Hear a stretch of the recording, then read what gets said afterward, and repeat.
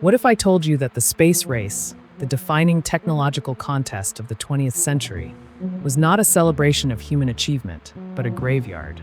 The official history states that Yuri Gagarin was the first man in orbit in April 1961. But behind the Iron Curtain, the Soviet Union ran its space program with absolute, ruthless secrecy. To fail meant professional death, and to die meant being erased. This is the story of the lost cosmonauts, the spectral voices, the fading heartbeats, and the human beings the Soviet Union allegedly sacrificed for a propaganda victory, only for their desperate final moments to be captured live by two young brothers with a homemade radio receiver.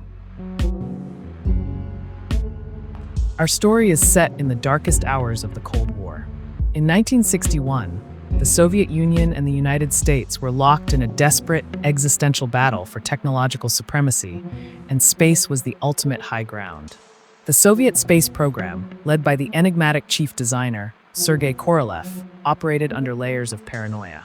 Every launch was classified. Every failure was denied.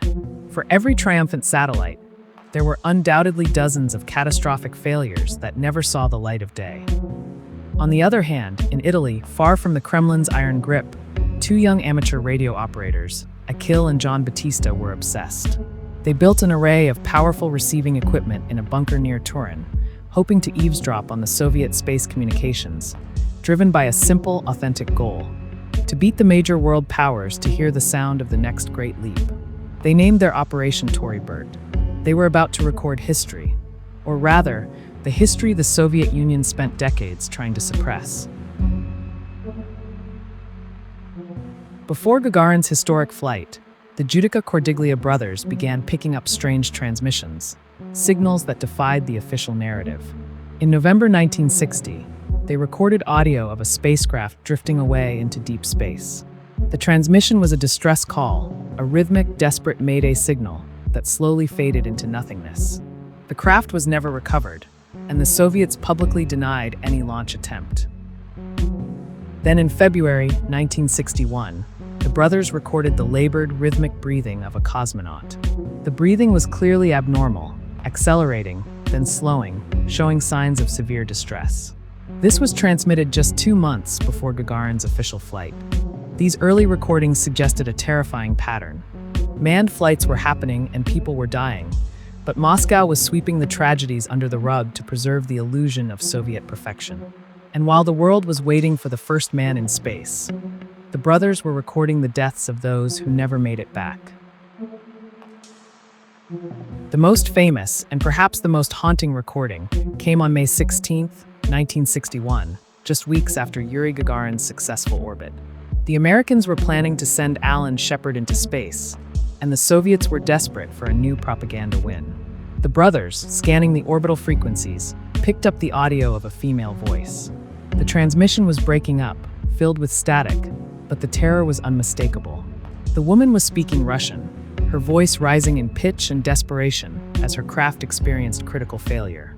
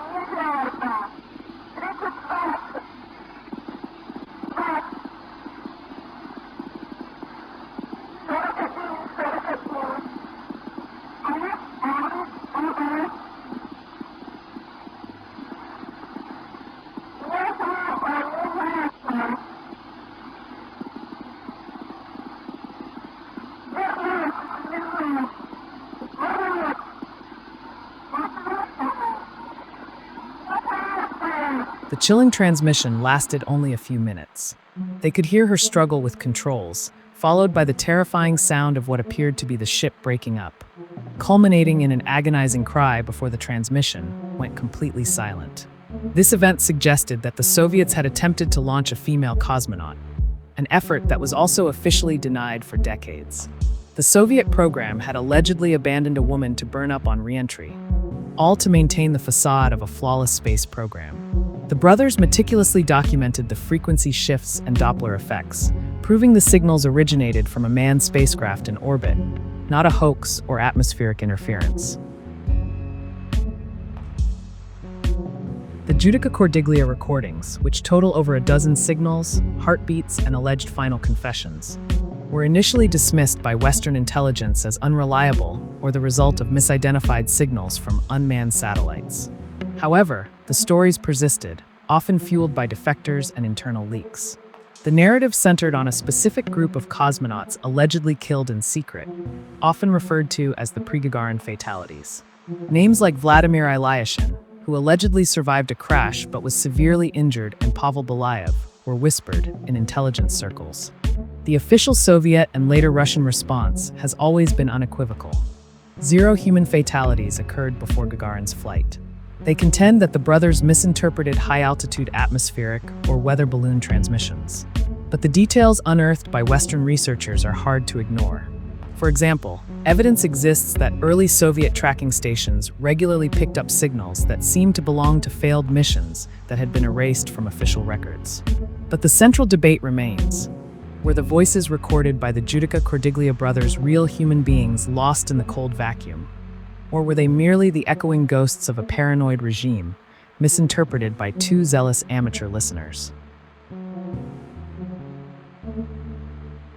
The lost cosmonauts represent the ultimate cost of Cold War secrecy.